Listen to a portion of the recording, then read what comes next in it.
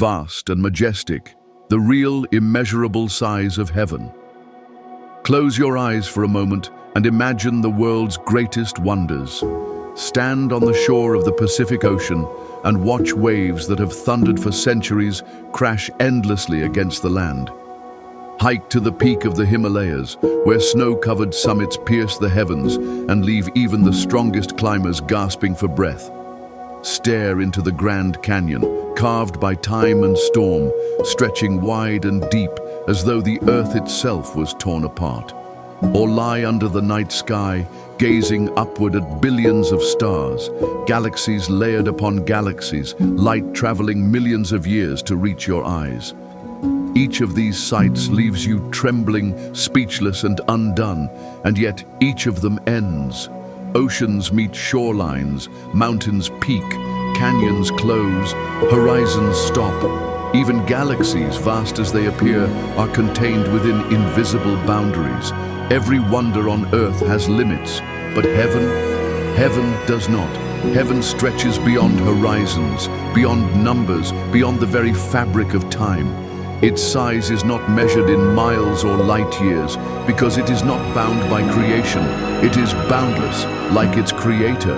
The Bible gives us only glimpses, not because heaven is small, but because its vastness is beyond the limits of human thought.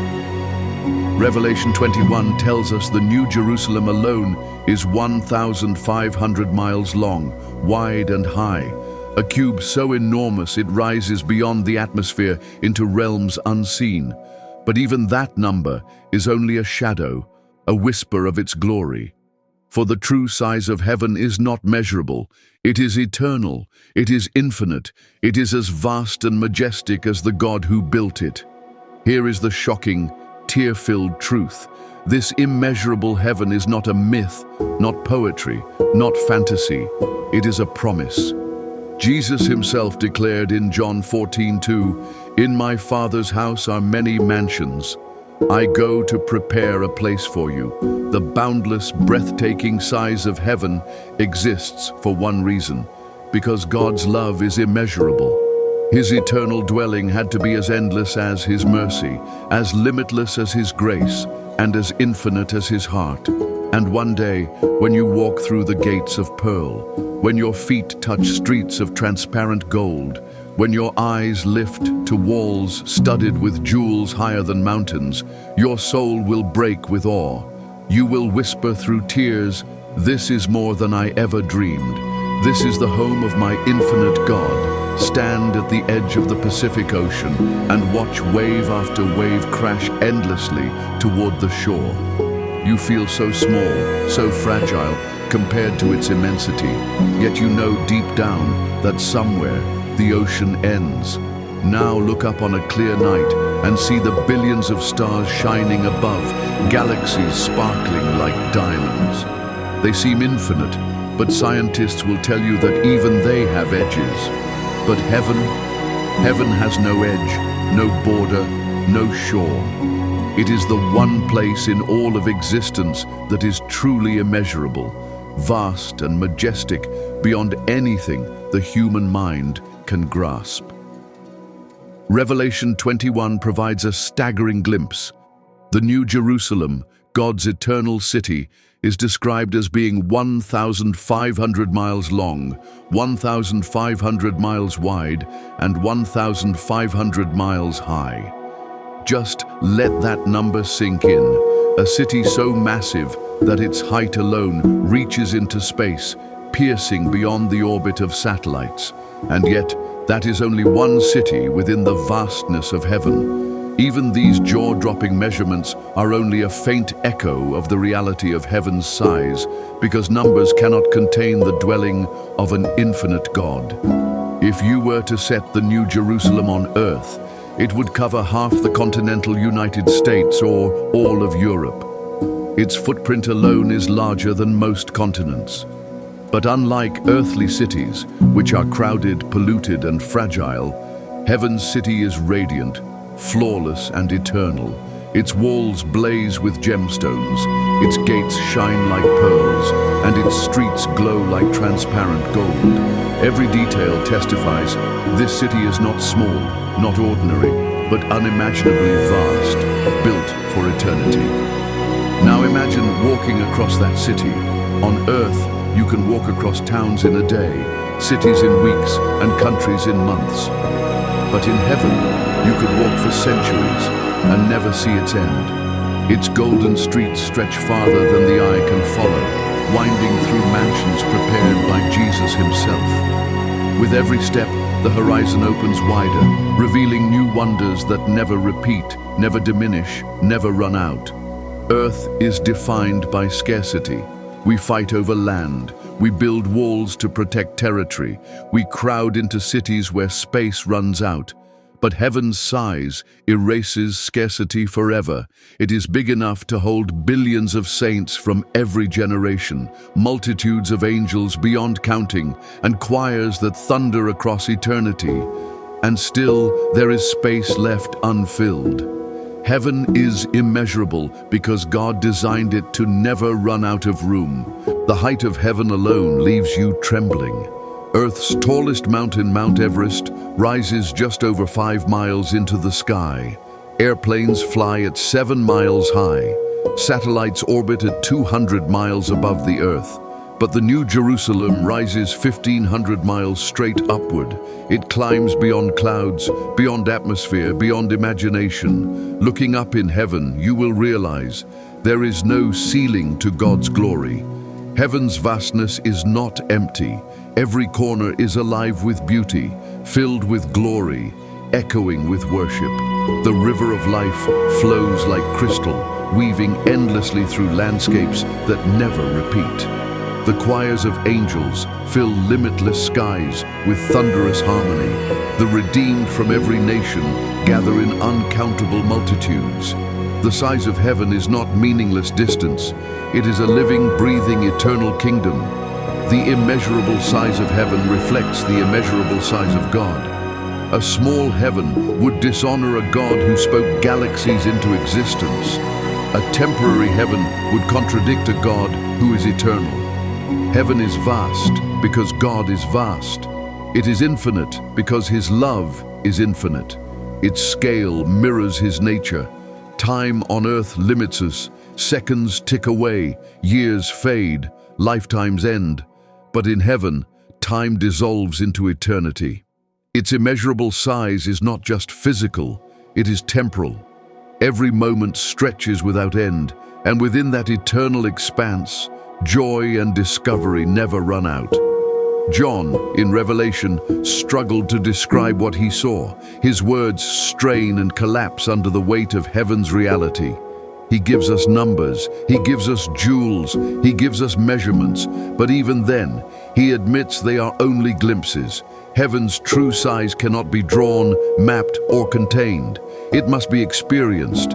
Picture the sea of glass before God's throne. Oceans on earth rage with storms, but this sea is perfect stillness, stretching endlessly, reflecting God's glory like a mirror that has no end. The sight alone will undo you. For the first time in eternity, you will see infinite peace filling infinite space.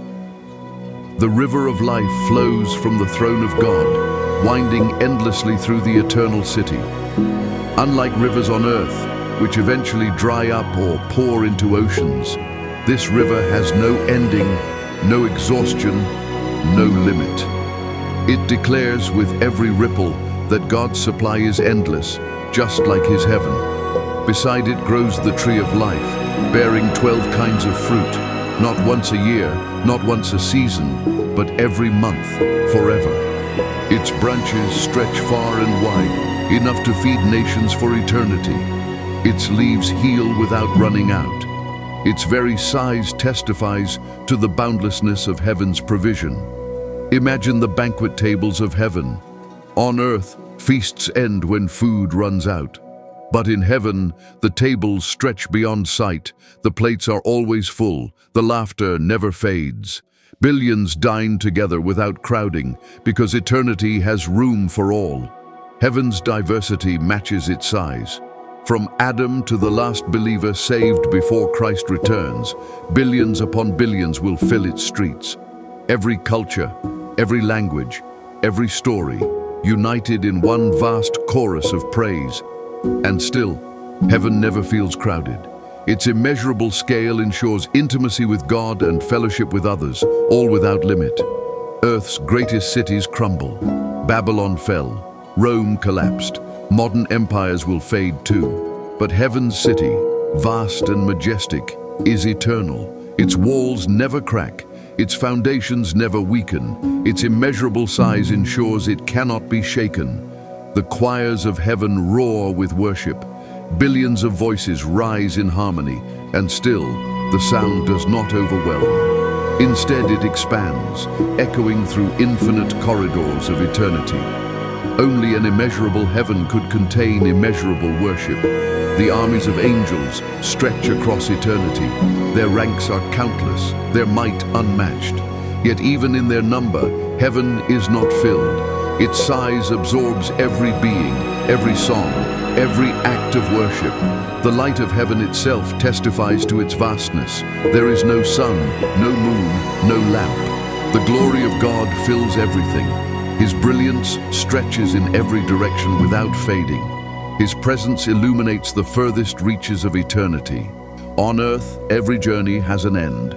Highways stop, trails close, borders block us. But in heaven, every journey continues. Its immeasurable size means every step reveals more wonders.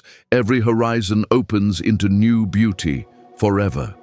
Heaven's vastness erases fear. On earth, we fear exclusion, scarcity, and rejection. But in heaven, there is no lack. No one is turned away.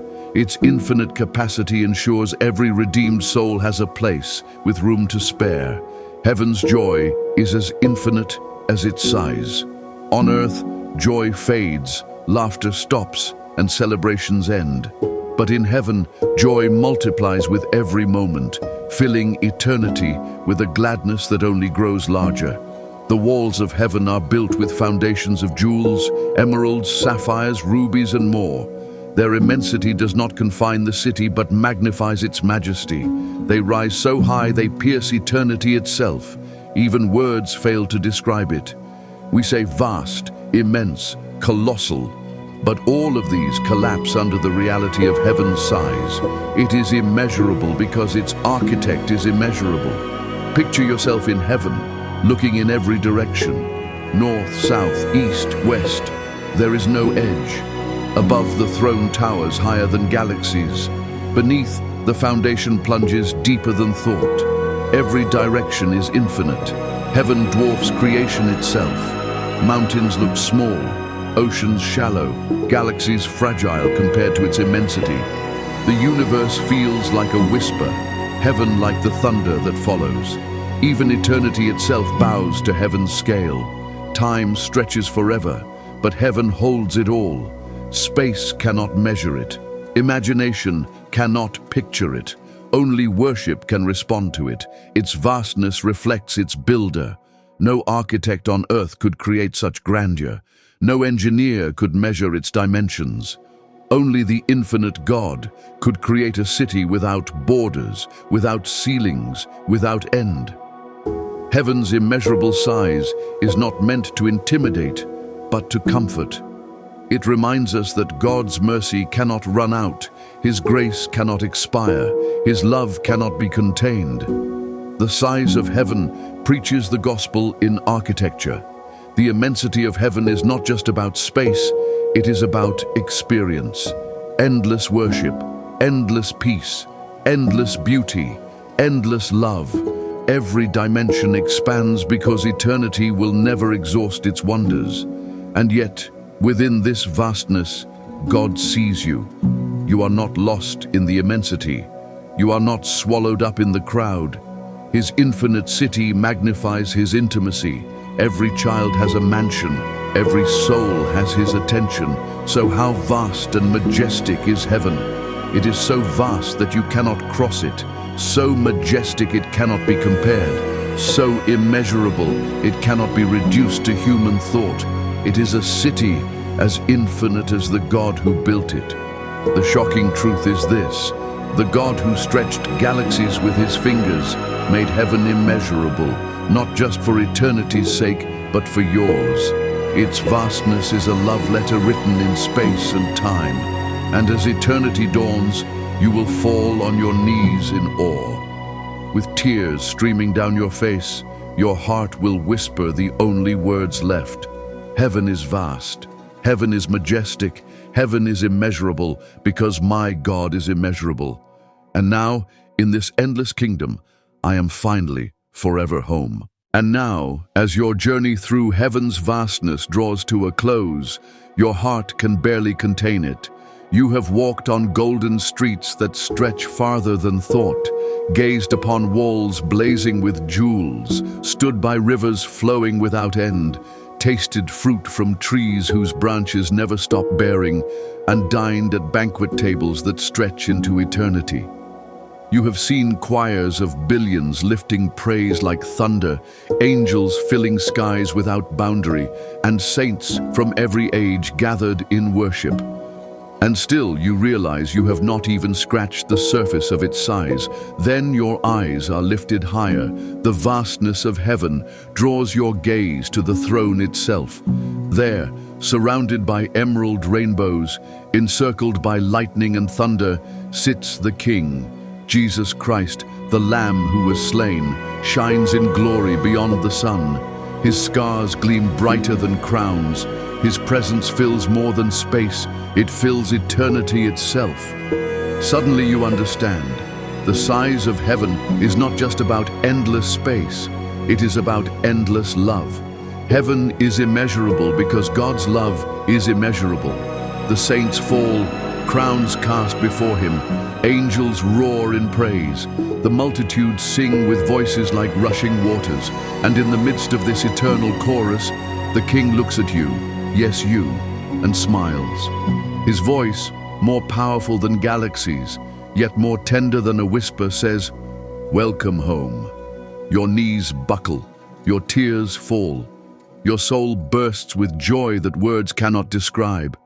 In that moment, every fear, every sorrow, every limit of your earthly life fades away. The only truth left is this: heaven is vast, heaven is majestic, heaven is immeasurable, because my God is immeasurable. And now I am finally forever home. Jesus is knocking. Answer while there's still time.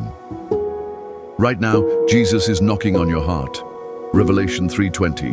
Before the storm comes, before it's too late, don't harden your heart. Say yes to him today and be marked for salvation, not judgment. Let heaven be your eternal home, not a missed opportunity. Pray this now. Jesus, I believe you are the Son of God. I believe you died and rose again. Forgive me, cleanse me, make me new. I surrender my life to you. Write my name in the book of life. I am yours forever. Amen. If you prayed that, comment YES. I'm answering the call. Share this message and subscribe for more truth that prepares you for eternity.